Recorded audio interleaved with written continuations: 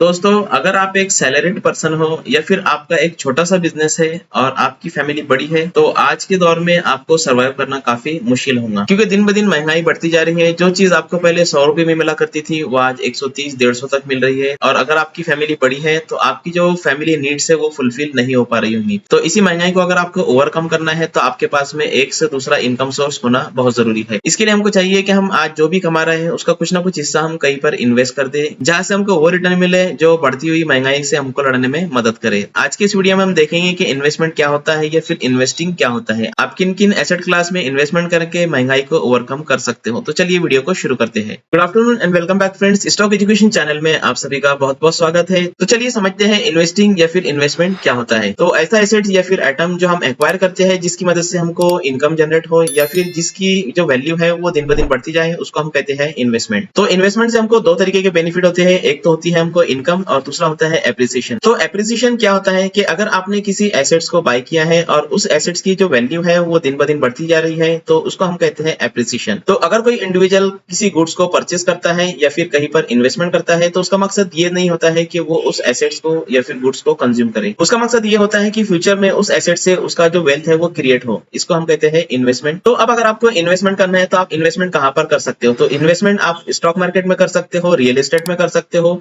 Bonds में कर सकते हो, म्यूचुअल फंड में कर सकते हो और गोल्ड एक्सेट्रा में कर सकते हो। तो यहाँ पर हम जो इन्वेस्टमेंट की बात करने वाले हैं वो स्टॉक मार्केट से रिलेटेड है। स्टॉक मार्केट से आप दो तरीकों से इनकम कर सकते हो, एक होता है इन्वेस्टमेंट और दूसरा होता है ट्रेडिंग। तो इन्वेस्टमेंट और ट्रेडिंग दोनों ही एक दूसरे से बिल्कुल अलग है। इन्वेस्टमेंट वो होता है जब आप किसी स्टॉक को बाय करते हो और 5 साल 10 साल के लिए अगर उसको होल्ड करते हो तो उसको हम कहते हैं इन्वेस्टमेंट। और अगर आप किसी स्टॉक को बाय करते हो और उसको 2 दिन 10 दिन 1 महीना 3 महीना या फिर साल भर के लिए अगर होल्ड करते हो तो उसको हम कहते हैं ट्रेडिंग। तो ट्रेडिंग में क्या होता है, ट्रेडर प्रॉफिट करता है किसी भी स्टॉक को चार्ट की मदद से बाय या सेल करके। वहां पर ट्रेडर को अंडरलाइन एसेट्स के अंदर क्या क्या चेंजेस हो रहा है उससे कोई मतलब नहीं होता है, फंडामेंटल्स किस तरीके से चेंज हो रहा है उससे ट्रेडर को कोई मतलब नहीं होता है। तो अगर आप इन्वेस्टमेंट के कंपैरिजन में अगर ट्रेडर का जो टाइम होरिजन देखोगे तो वो फेयरली शॉर्ट टाइम होता है। तो आपने देखा होगा कि सिक्योरिटीज मार्केट के अंदर जो ट्रेडर्स होते हैं वो स्टॉक प्राइस की जो शॉर्ट टर्म मूवमेंट होते हैं उसको कैप्चर करते हैं और उसके अकॉर्डिंग सुटेबल पोजीशन लेकर के प्रॉफिट्स को जनरेट करते हैं। ऑन दी अदर हैंड अगर आप इन्वेस्टमेंट एक्टिविटी देखोगे तो यहाँ पर फोकस किया जाता है कि वो जो कंपनी है या फिर वो जो एसेट क्लास है उसमें कितना पोटेंशियल है अपनी प्राइस को इंक्रीज करने का over a period of time. तो अगर हम सिक्योरिटीज मार्केट की बात करें तो एसेट क्लास का वैल्यू तभी बढ़ता है जब कंपनी हायर कैश फ्लो को जनरेट करती है without proportionate increase in risk. तो बेसिकली दो टाइप्स के इन्वेस्टिंग्स होती है, एक होता है एक्टिव इन्वेस्टिंग और दूसरा होता है पैसिव इन्वेस्टिंग। तो चलिए अब हम समझ लेते हैं कि एक्टिव इन्वेस्टिंग क्या होता है। तो एक्टिव इन्वेस्टिंग में स्पेसिफिक सिक्योरिटी को आइडेंटिफाई किया जाता है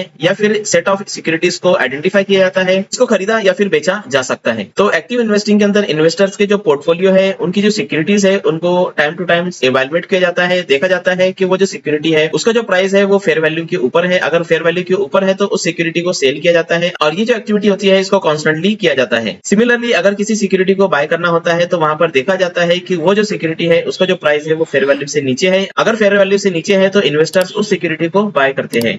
तो इसे आप समझ सकते हो कि एक्टिव इन्वेस्टिंग स्ट्रेटेजीज के अंदर एफर्ट की जरूरत होती है और यहाँ पर नंबर ऑफ ट्रांजेक्शन जो है वो ज्यादा होते हैं as compare to passive strategies. तो इन शॉर्ट एक्टिव इन्वेस्टर का जो ऑब्जेक्टिव होता है वो ज्यादा रेट ऑफ रिटर्न को अर्न करना होता है as compare to broader asset class. जो ब्रॉडर एसेट क्लास से इनकम जनरेट होती है उससे ज्यादा इनकम जनरेट करने का ऑब्जेक्टिव एक्टिव इन्वेस्टर्स का होता है। उसके बाद में हम देख लेते हैं कि पैसिव इन्वेस्टिंग क्या होता है। पैसिव इन्वेस्टिंग में इन्वेस्टर जो होते हैं वो ब्रॉड सेट ऑफ सिक्योरिटीज में इन्वेस्ट करते हैं that fairly represent the asset class that the investor needs to invest. Passive investing strategy में जनरली इंडेक्स के अंदर इन्वेस्टमेंट किया जाता है जहां पर इन्वेस्टर्स उन ऑल सिक्योरिटीज को बाय करते हैं जो कि पार्ट ऑफ इंडेक्स होते हैं। तो पैसिव इन्वेस्टर का जो ऑब्जेक्टिव होता है वो रेट ऑफ रिटर्न को अर्न करना होता है जो कि इंडेक्स प्रोवाइड कर रहा है या फिर जो भी एसेट क्लास को सिलेक्ट किया गया है उसी के अकॉर्डिंग जो पैसिव इन्वेस्टर्स होते हैं वो रेट ऑफ रिटर्न को अर्न करते हैं। Passive investors generally individual securities के ऊपर फोकस नहीं करते हैं कि उसको बाय करना है या फिर सेल करना है। तो पैसिव इन्वेस्टर्स का जो एनालिसिस होता है वो लिमिटेड होता है to the broader asset class. तो इस तरह से हमने देखे कि एक्टिव और पैसिव इन्वेस्टिंग क्या होता है। आगे की वीडियोस में हम देखेंगे कि एक्टिव इन्वेस्टिंग के टाइप्स कौन कौन से होते हैं। तो चैनल पर बने रहिए और चैनल को सब्सक्राइब करना ना भूले। Thank you so much. Active और पैसिव इन्वेस्टमेंट को समझने के बाद में अब अगर आप एक्टिवली या फिर पैसिवली स्टॉक मार्केट में इन्वेस्टमेंट करना चाहते हो तो आपके पास में चाहिए एक ट्रेडिंग और डीमैट अकाउंट। डिस्क्रिप्शन में लिंक दिया हुआ है, लिंक पर क्लिक करके अपना ट्रेडिंग और डीमैट अकाउंट एंजल वन में ओपन कर लीजिए। अकाउंट ओपन करने के बाद में आपको एंजल वन मोबाइल एप्लीकेशन को ओपन करना है। एप्लीकेशन ओपन करने के बाद में आपको राइट टॉप कॉर्नर पे स्टॉक का नाम सर्च करना है।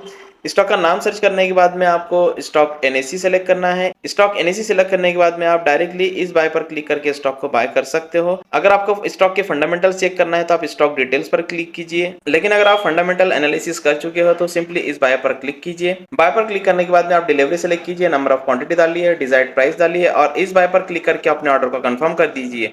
इस तरह से आप एंजल वन मोबाइल एप्लीकेशन का यूज करते हुए अपने ऑर्डर को प्लेस कर सकते हो। Thank you so much.